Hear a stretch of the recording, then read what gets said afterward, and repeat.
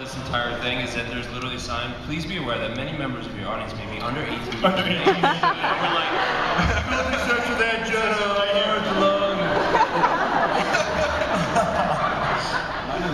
well, he asked. All right, Ian, you? I was going to go with what Paul said about, having flashbacks when you see these really cool sides of what sort of have gotten them, the evolution of them getting to where they are, including seeing Damon, front and center at a Rolling Stones concert, 69 or something. But really, I think that With a mullet. with a mullet.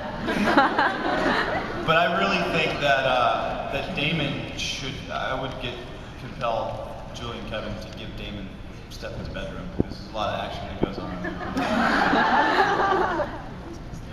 It's such a badass. It's a dope. It's a dope bedroom. All right, and last one, Michael.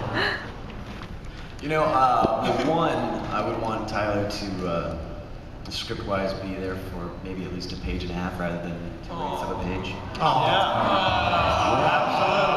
Absolutely. And then, we're making demands out here. And then, with these flashbacks, Tyler's always getting in fights. I think it'd be funny to have some Lockwood ancestors getting in fights back in 1864. Mess around with the Salvatores like he's their ass in it, so that'd be kind of funny. Kev, did you notice a running sort of theme in all their answers about what they would like to see? It's flashbacks. Well, no, but we're doing a lot. Yeah, we are doing it. One of the things we're treating in this season is the idea that there's another part of the story we haven't shown you. And we start in 1864 in some of our flashbacks, and we show you the other side of the story and what went down, and some of Catherine's story and what her participation was back then. And it's going to be, I think this is sort of chapter 2, but it's also sort of the other side. Are we going to see any of what Catherine's been up to in the last 145 years? Well, that's sort of the mystery. It's like, where has she been? What has she been up to? Why has she come home? She had a hot dog stand. All right, you know what? We only have about 15 minutes left, so let's open it up to some audience questions. Great. I think we have some out there. Hi. Hey. Hey. So, my question is specifically for the writers, but the actors as well. Where do you guys draw your lines? Because there's such complexity in your characters, and that's obviously a theme. Where do you draw the line in making someone too good or too bad? Like, what's the criteria or the time, I guess the frame of mind behind it? We like to think that people who are coming in and wreaking havoc and doing lots and lots of bad things are doing it with their own purpose and their own belief in what they're doing. And so coloring somebody evil to good, it doesn't really apply, because when you're up to your worst, your intentions might be coming from what you perceive to be a good place. Everything Damon did was led by love and then, being naughty now and then. So we like to think that the darker a character goes, the more we'll get a window into where they have light, and the opposite is true of that as well. Well put, Julie. Nina, between the characters of the Salvatore brothers, which one do you think is more attractive and why? And why?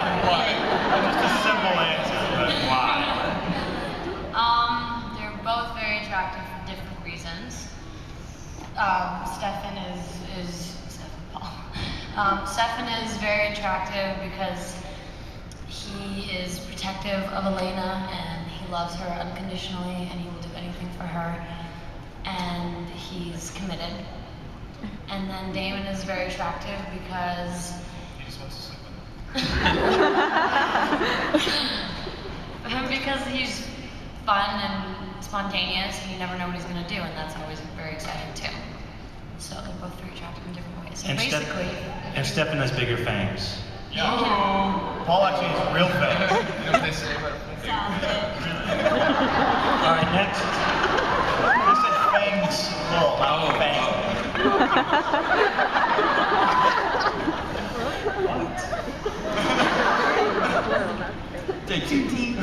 Go ahead, ask your question. Remember that 2 COs? Nina, based off the Salvatore brothers, which one of them is least like their character and why? they're both exactly like their characters. characters. Paul's a lot funnier in person. He's like, he has a sense of humor that you guys get to see now, that his character is just more, everything's going wrong and he's always trying to fix something, so he doesn't really have a chance. It's a worry bug. Yeah, you're a worry bug. But you're like a down-to-earth, fun, chill guy, so. Thanks. You're pretty cool too.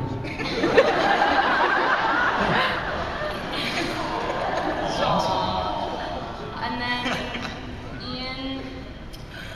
Like I said, he's exactly like his character.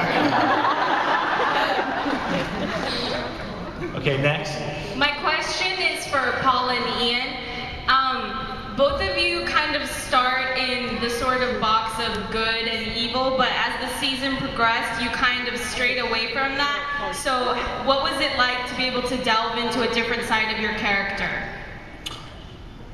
You're number 2 on the call sheet. I'm number 3. You go first. So, upset about that. Well, actually, I'm just going to repeat myself. I really enjoyed doing the whole bad thing. I really loved it. I love playing characters like that. And I don't know, it came kind of easily to me, which was weird. Whereas for you, it was difficult to be good. Yeah, it was a pain in the ass. Yeah. It was. Yeah. It was like being Stefan, so conflicted and so.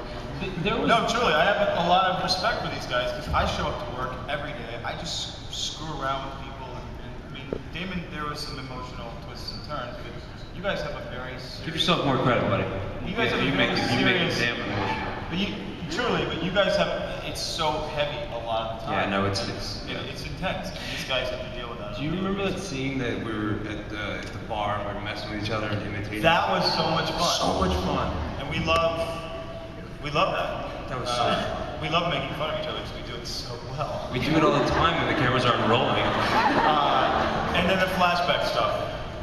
Again, they're good, and they're young and naive, and that's truly some of our, I think, I speak for both of us in a way, most of our favorite stuff to play, because these young, 2 naive brothers, they love each other so much, and they're so enthusiastic about life, and just blinded, which is always a lot of fun.